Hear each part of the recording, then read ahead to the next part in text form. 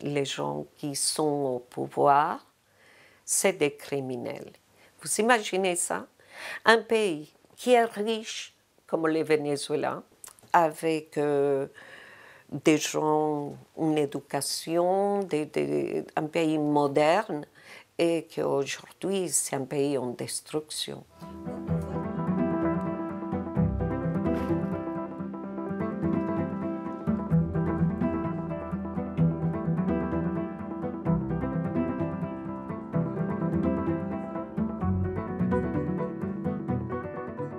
Fin du chaos vénézuélien, c'est un film qui est né dans l'urgence, qui est né comme une responsabilité. J'habite en France.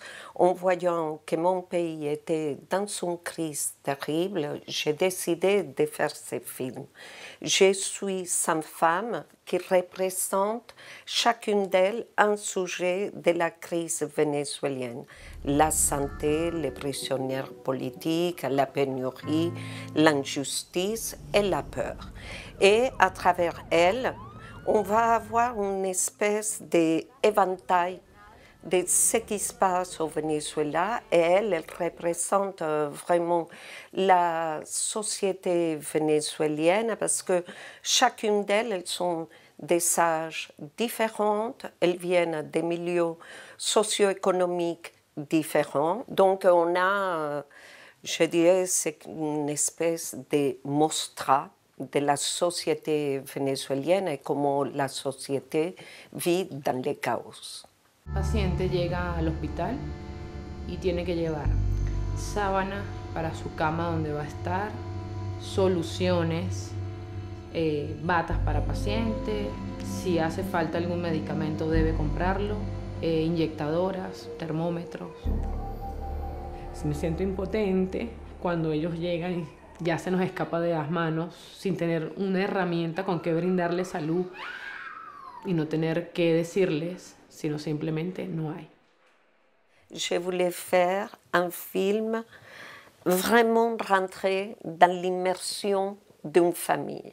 Et avec une femme, c'est elle qui gère, comme dans le monde entier, beaucoup de choses dans les foyers. Et les Vénézuéliennes, c'est des femmes très actives, elles travaillent toutes. Donc pour moi, je pouvais passer de l'organisation de la maison à comment elles se déplacent dans la ville, comment elles vont au travail, comment elles doivent faire face. Et pour moi, la femme m'a donné un éventail beaucoup plus riche de ce que je voulais attendre. Por lo menos en mi caso yo compro los viernes y me tengo que ir desde el jueves en la mañana a buscar un número provisional, porque a las 5 le entregan el real número para el día siguiente. Hacer la cola no garantiza que mañana voy a comprar nada. Les gens qui sont au pouvoir, c'est des criminels. C'est pas, je dis pas c'est des criminels parce qu'ils sont des narcotrafiquants. Non, c'est des criminels parce que quand on laisse mourir des enfants, quand on ne s'occupe pas de la population, quand on vit dans les dénis, quand on est en train de dire que ce n'est pas vrai et que les faits sont là, quand une dictature s'est installée, maquillée de démocratie, c'est des criminels. Él es un preso de conciencia, un preso del gobierno. Si hubiera justicia, mi hijo no estuviera preso, porque él está preso inocente. Nosotros le pedimos mucho el gran poder de Dios, pero como que está solo. Ce que j'attends en France, c'est qu'on voit que c'est une réalité. C'est pas la droite, c'est pas la gauche. Ici, c'est une population qui souffre. Je pense que la pénurie, tous ces problèmes qui se vivent au Venezuela, c'est presque une politique d'État.